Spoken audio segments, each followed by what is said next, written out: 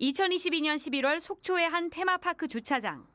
춘천에서 현장 체험학습을 온 당시 13살 초등학생이 학생들이 타고 온 버스에 치여 숨졌습니다. 인솔교사 2명은 업무상 과실치사 혐의로 기소됐습니다. 사고가 난 지 2년 3개월 만에 1심 선고 재판이 열렸습니다. 1심 재판부는 담임교사에게는 금고 6개월에 집행유예 2년, 인솔 보조교사에게는 무죄를 선고했습니다. 조의 의무 위반 과실이 있다고 본 겁니다. 재판부는 인솔교사가 학생들이 대여를 이탈하는지 자주 뒤돌아봐야 하는데 그러지 않았다고 판결 이유를 설명했습니다. 이어 교사가 모든 과실을 버스기사에게 떠넘겨 결과적으로 학생 안전관리 조의무 위반조차도 교권으로 보호받는다는 대중의 오해를 일으켰다고 지적했습니다. 금고 이상의 형이 확정되면 교사는 당연퇴직 절차를 밟게 됩니다.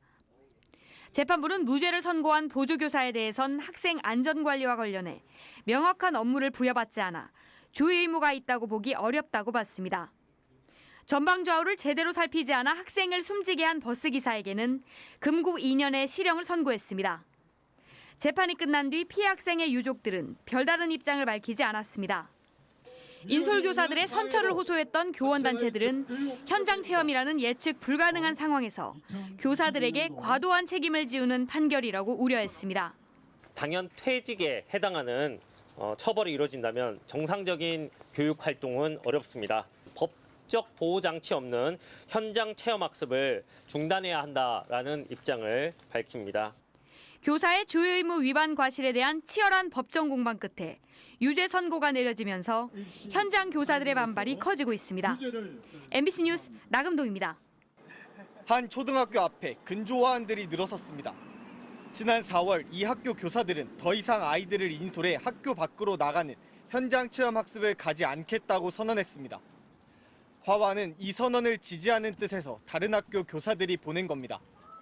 사고가 나면 교사가 모든 책임을 떠안아야 하는 상황을 더 이상 참을 수 없다는 게 이들의 생각입니다.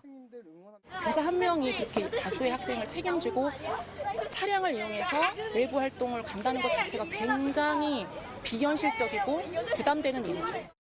인솔 거부는 2년 전 속초에서 발생한 현장 체험 학습 초등학생 사망 사고가 계기가 됐습니다. 당시 학생이 버스에 치여 숨졌는데 교사 2명이 업무상 과실치사 혐의로 넘겨져 재판이 진행 중입니다.